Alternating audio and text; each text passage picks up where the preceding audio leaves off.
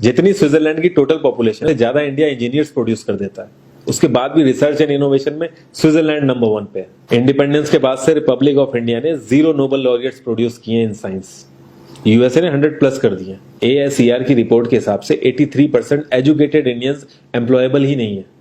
और ये जो सुंदर पिचाई सत्या नदेला की हम बात करते हैं, इन्होंने भी आगे चल के अपनी एजुकेशन बाहर से ही करी है। और ये सारी चीजें जो मैं बोल रहा हूं ना, इसका रूट कॉज फाइंड आउट करने के लिए हमें थोड़ा सा पीछे जाना पड़ेगा। जब ब्रिटिशर्स हम पे रूल कर रहे थे तो ईस्ट इंडिया कंपनी के सामने 2 मेजर चैलेंजेस थे। एक कम्युनिकेशन विद इंडियन, दूसरा वर्कर्स और क्लर्क्स की बहुत जरूरत थी उन्हें। फिर थॉमस बेविंगटन मैकॉय ने हमें इंग्लिश एजुकेशन एक्ट ऑफ 1835 दिया, जिससे उनके दोनों पर्पस पूरे हुए। पहला, उनको बंदे चाहिए थे जो चुपचाप डेस्क पे बैठे अपना काम करें, क्वेश्चंस ना करें और ज्यादा क्रिएटिव ना हो। Second, communication in English.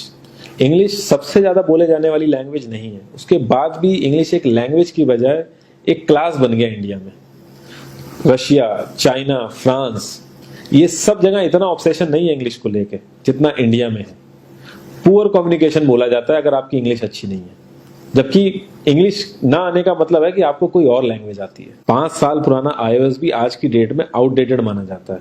लेकिन इतनी इंपॉर्टेंट चीज हमारा एजुकेशन सिस्टम आज भी बस थोड़े से चेंजेस के साथ ऐसे ही चल रहा है। हमारे एजुकेशन सिस्टम में रटने का कंपटीशन होता है, जो ज्यादा रट लेता है उसके ज्यादा मार्क्स आते हैं।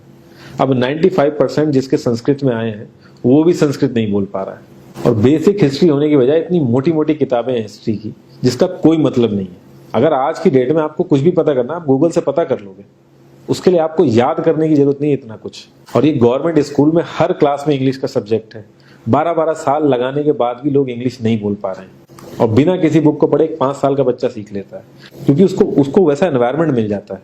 A+B का whole square is equal to A² + B² + 2AB। इसका रियल लाइफ में क्या यूज है किसी को नहीं पता, न प्रिंसिपल, न टीचर, न बच्चे, बस पढ़ाई चले जा रहे हैं। हो सकता है इसका कुछ मतलब हो, लेकिन आप ट्राई करके देख लेना, किसी को नहीं पता। हाँ, 2AB की जगह अगर आपने 3AB बोल दिया तो 4 लोग हंसने वाले मिल जाएंगे आपके ऊपर। किंडरगार्टन में जो बच्चों को सिखाने के लिए टेक्निक यूज होती है वो लाख गुना अच्छी है कॉलेज की वो रटने वाली टेक्निक से। और जिन बच्चों के बहुत ज्यादा नंबर आते हैं ना, जो वो छुपा छुपा के एग्जाम में लिखते हैं, आप देखोगे जब वो रियल लाइफ में जाते हैं ना तो ज्यादातर क्रम्बल करते हैं। हर किसी को सेम सिलेबस और सेम चीज सिखाई जाती है बिना उसकी कैपेबिलिटी देखे। और क्रिएटिविटी का तो दूर दूर तक मतलब नहीं होता। अब एक लाइन से आप शेर, मछली, सांप, हाथी सबको लाइन से खड़ा कर दो और उनसे कहो पेड़ पे चढ़ो, उनको तो जिंदगी भर यही लगेगा ना कि वो तो किसी काबिल ही नहीं है। और द्रोणाचार्य ने भी पांडवों को उनकी स्किल सेट के हिसाब से उनको चीजें सिखाई, सबको एक ही चीज नहीं सिखा दी। और हमारे एजुकेशन सिस्टम में ज्यादा ऑप्शंस भी नहीं है। सबसे ऊपर साइंस, फिर कॉमर्स, और सबसे नीचे जाके कहीं नंबर आता है आर्ट्स का। आर्ट्स लेने वाले को तो लोग इतना हल्के में लेते हैं जैसे वो किसी काम का ही नहीं है। हर माँ बाप को तो इंजीनियर या डॉक्टर ही बनाना है। कॉलेज वाले अगर एक्स्ट्रा कोर्स रख भी देते हैं तो माँ बाप एंट्री नहीं कराएंगे, तो वो सारा पैसा बर्बाद होगा कॉलेज का। तो ऑप्शंस कहाँ से आएंगे? और बचपन से ही आपकी ट्रेनिंग स्टार्ट हो जाती है। माँ बाप, भाई बहन, रिलेटिव सब यही समझाते हैं अगर आपके मार्क्स नहीं आए और जॉब नहीं लगी तो आपकी जिंदगी बेकार। और लाइफ की क्रिएटिविटी को आप रखते हो साइड में, और ये अच्छे मार्क्स और अच्छी जॉब पाना आपका सपना बन जाता है। अब ये सपना पूरा हो जाता है तो बहुत बढ़िया है, दूसरे को जेलस फील कराओगे, नीचा फील कराओगे। और इस छोटी सी उम्र में अगर सपना टूट जाता है तो सेल्फ डाउट में आ जाओगे। इतना बाहर वाले आपको नीचा नहीं समझेंगे जितना आप खुद की नजरों में गिर जाओगे। आप किसी भी 4-5 सक्सेसफुल आदमियों के बारे में सोच के देखिए जिन्हें आप बहुत सक्सेसफुल मानते हो या जिनकी तरह लाइफ आप जीना चाहते हो। मैं ये कह सकता हूं कि वो इस एजुकेशन सिस्टम की वजह से तो सक्सेसफुल नहीं होंगे, चाहे वो जो भी हो।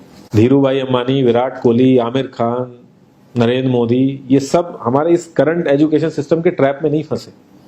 इन्होंने खुद सीखा, खुद एजुकेट हुए और खुद आगे बढ़े। किसी कंपनी के सीईओ को अगर ये कहा जाए कि आप अपनी कंपनी के सारे डिपार्टमेंट में इंटरव्यू दीजिए, तो कोई गारंटी नहीं है कि वो सारे डिपार्टमेंट के इंटरव्यू निकाल लेगा।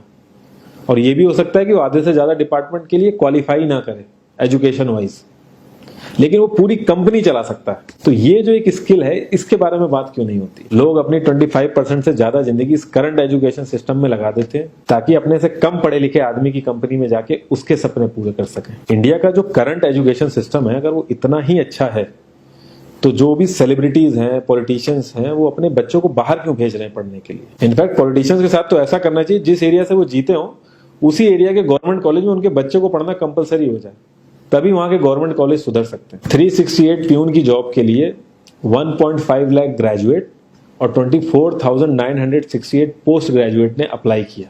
मैं आईएएस पीसीएस की तो बात नहीं करता हूँ, वो तो एक पैशन की बात होती है, लेकिन कुछ लोग 5-5, 6-6 साल से तैयारी कर रहे हैं कि कोई भी गवर्नमेंट जॉब मिल जाए उन्हें।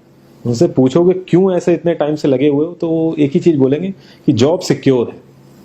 मतलब आप काम नहीं भी करोगे तो आपको निकाला नहीं जाएगा। ये सारी कामचोरी वाली बातें माइंड में इसीलिए आती हैं क्योंकि हमारा जो करंट एजुकेशन सिस्टम है वो इतना कॉन्फिडेंस ही नहीं देता है कि हम अपनी स्किल के दम पे कहीं जाके काम करें और हमें निकलने का डर ना हो। मैं आने वाले 10 साल की तो बात ही नहीं कर रहा हूँ, अगर मैं आने वाले 5 साल की भी बात करूं तो टेक्नोलॉजीज में इतना ज्यादा चेंजेस आ जाएगा कि जो आज हम पढ़ रहे हैं, जिस स्किल पे हम फोकस कर रहे हैं, पता नहीं वो रेलेवेंट भी होगी कि नहीं उस समय। Cloud computing, SEO, digital marketing, ये सब जॉब्स पहले एग्जिस्ट ही नहीं करती थी। हम लोगों को एजाइल होना पड़ेगा, नई नई चीजों को सीखने के लिए ओपन रहना पड़ेगा, क्रिएटिव माइंड लगाना पड़ेगा।